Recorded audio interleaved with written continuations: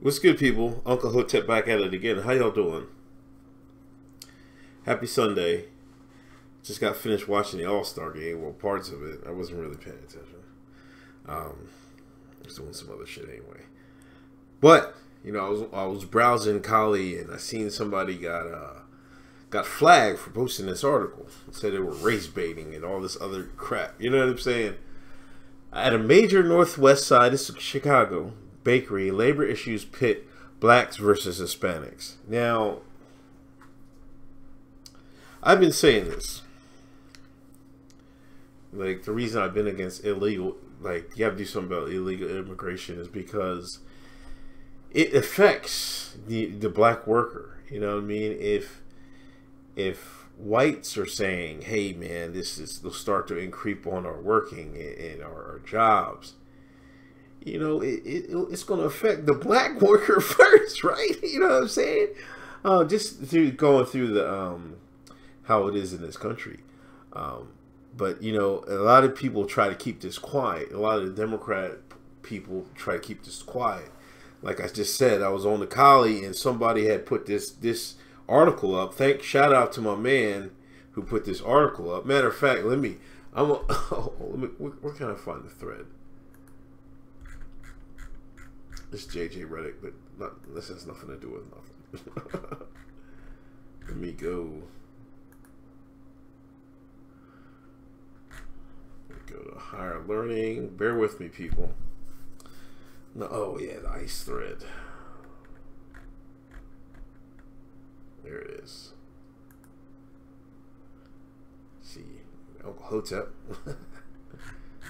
You know. So anyway, racism, race baiting at major Northwest Side bakery. Labor issues pit blacks versus Hispanics. They gave him some points and he got Bush. You know, Bush means you're suspended for you can't post on the majority of the site. Well, let's look at this. A major bakery on the Northwest Side, once known for making Little Debbie snack cakes. Little Debbie snack cakes was sold earlier this month after an immigration audit cost the company about a third of its workers. About 800 employees of the main Clover Hill bakery on the Northwest Side and the company's bakeries in Cicero and Romeoville lost their jobs when the audit found many were hired after presenting fake or stolen IDs. The owner of Little Debbie walked away, saying its orders will no longer be getting filled on time by Clover Hill, and revenues fell for the bakery's corporate owner, the Swiss food conglomerate Risita, whatever the hell.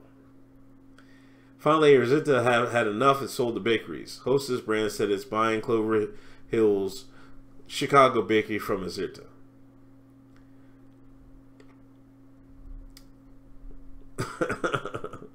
But this is what they're saying. They're being pitted against each other, so they don't get along, says Dan Gilloff, a community organizer on the West Side. We believe this is the divide and conquer strategy. Unfortunately, in Chicago, there's a widespread segregation in the employment model to contract most of your production work through temporary agencies and look the other way when they target employees by race or immigration status, says Gilloff, a former union organizer who is project manager for the group Coalition Against Segregation of Employees. The goal is to create a very vulnerable workforce and keep the wages low.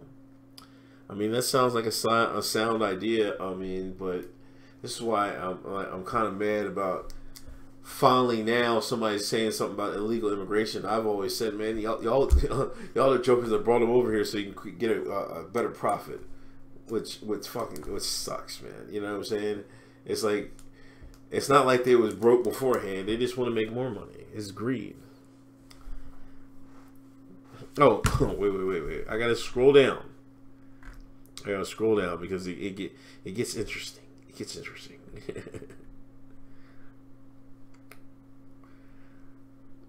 Okay, in 2015, under the Obama administration, ICE inspected the documentation of labor network employees at Clover Hill. In May 2017, the administration sent letters to about 800 employees saying they weren't authorized to work in the United States. Those Hispanic employees didn't return to work, leaving the bakery desperate to fill jobs. So the company turned to another placement agency, Metro Staff, and it provided Clover Hill with workers screened through the government's e-verification program. Most of these new employees are African American.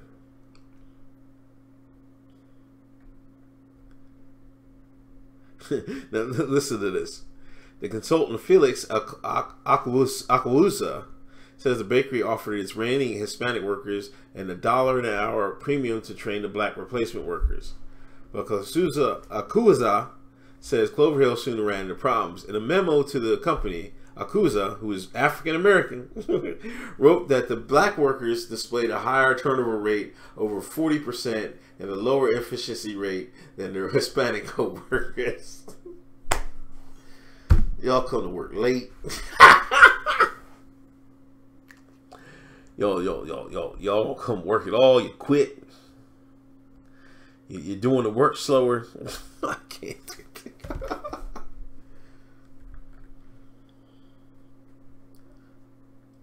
One of the facts of the case and the reality in America is that the immigrants do the work for less than American will. It showed the dynamics of immigration in this country. Many of these Hispanic workers have been here for a long time, paid taxes in a lot of instances, and many of whom could now be kicked out of the country. It stinks, man. It really, really does. But you're undercutting, you know what I'm saying? It's, you know, if you eventually, if people will do from a lower standard of living, will do things for cheaper, eventually other people are going to have to do the same. If they want to do the same type of job, they're going to have to do it just cheap. And that, in this case, they wouldn't even hire because you didn't even spend it. In the past, most of the workers at Clover Hill were Hispanic. Now most are black. Lynn Lane, a union steward at Clover Hill, says there are tensions that the two work groups work side by side. Lane, who is black, says it was black workers at the bakery who called a government hotline to report to Mexican workers to immigration authorities. Yo, they was like, I'm calling ICE, man. I'm a little tired. Yo, you gonna talk slick to me, man? Huh, man? Juan, you talking slick to me? Oh. I got something for your ass, Juan. Hello, ICE. You better come down to Clover Hill right now. That's messed up, yeah. But that's how it is, man. If you don't think they wouldn't do the same to you, man, I don't know what to say. I'm not condoning or advocating for something. It is what it is. But I'm telling you, if the roles were reversed, it would happen. They'd do the same to y'all. It's a dog-eat-dog world. It was African American workers in the plant. They saw, you know, like I had said, they had been treated unfairly in secondary class citizens by Hispanic workers. So it was a whole lot of employees in the company. Well, they was given a number. As far as I know, they was given a number to call immigration. I should not say when the audit of the bakery's workers began.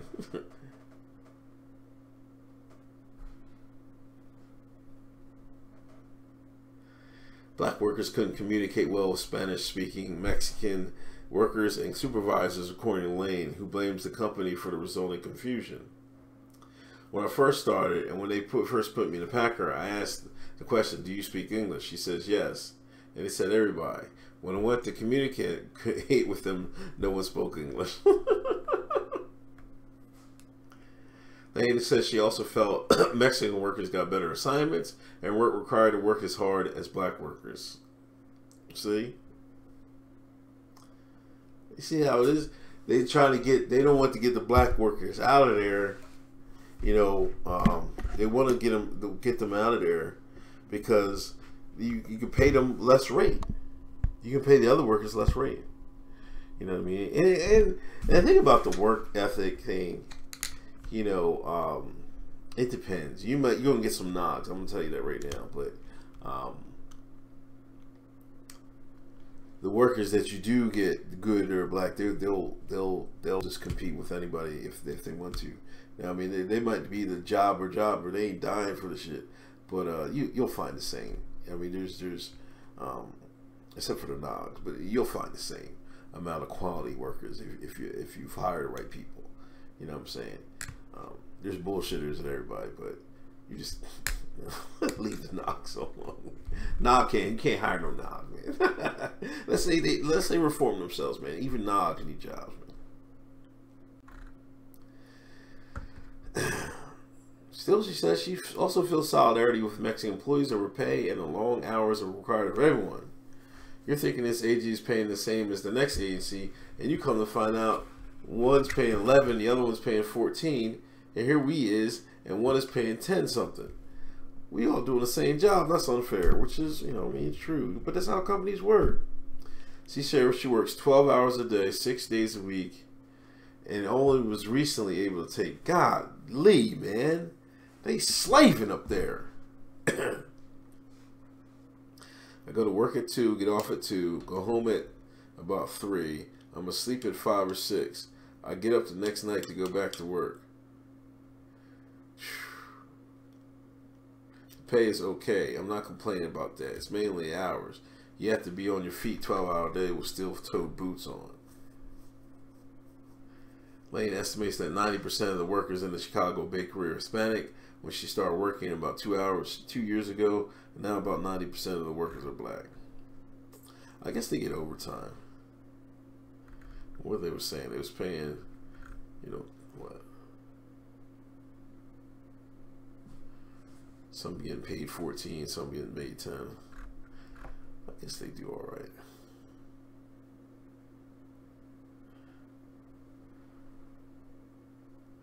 A Hispanic woman who formerly worked at the bakery says the ICE audit cost her husband his job. But she says she didn't feel tension between Hispanic and black workers because in the time that I worked there, honestly, I didn't see any black workers. They came later. Yo, that's hysterical. They hired, see, they messed up and hired one. That one was like...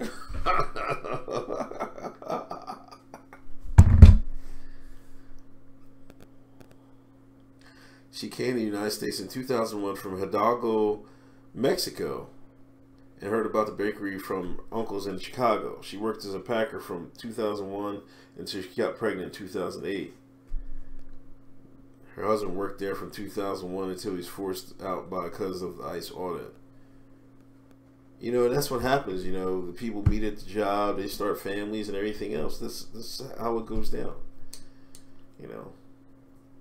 The woman asked her name not because she crossed the border without documentation, fears she might get in trouble with immigration officials, of course. In an interview in Spanish, she says the long hours at the bakery were tough. But says we had no other choices.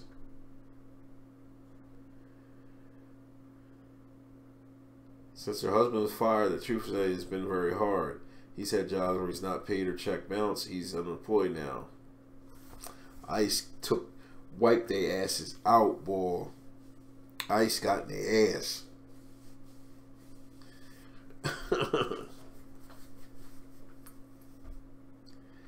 Giloff, the community organizer, says other Chicago area factories also use temp agencies to recruit Hispanic workers over black workers. He points to Ferrari Candy Company in Forest Park, which was sued in 2013 by black job applicants who said they were passed up for jobs given to Latino applicants. Ferrari settled for $1.5 million according to the court records. Nearly 900 potential black employees were eligible to share in the fund, with the rest of the money to go with the West Side Health Authority, which Giloff is affiliated with, to provide training for African Americans. I guess, you know what I mean? They're marketing aggressively to the African American community by shutting them out of jobs. We met with them and they said they would make this right. It's crazy. Chicago rough, man. Now you understand why it's I can understand why it's like went to shit. Goodness gracious. This has probably happened all over the city. Now a lot of people scoff at like temp jobs and stuff like that. You know what I mean? That's like the underpinning of society and people in the neighborhoods and stuff like that. You know what I mean? Not everybody has an office job or tech skills. You know what I'm saying? But this is a large segment of the society works at these places. You know what I'm saying? And they get by with some of this stuff. You know what I mean? Some of these jobs. But they're important. You know what I mean? If you take that these jobs away from a certain demographic. At this point, you know, what I mean, they wouldn't hire Negroes. They were like, hell no, hell, his name's Jamal, his name Tyrone, his name Tariq, her name Lakeisha. Hell, throw the applications in the trash. Give me some Juans. Give me some Hectors. Give me some Cruises. That they can get hired. This is what they were doing in Chicago. Boy, I tell you, man. You see what we tell you. Being a black man hard as hell in America. That's a shame. That's a real shame. But that's how it is. You know, and that's why I was saying that some of us black Americans were open to Trump presidency because he took a stand on legal immigration. But anyway, this is Uncle Hotep. I'll talk to y'all later. Peace.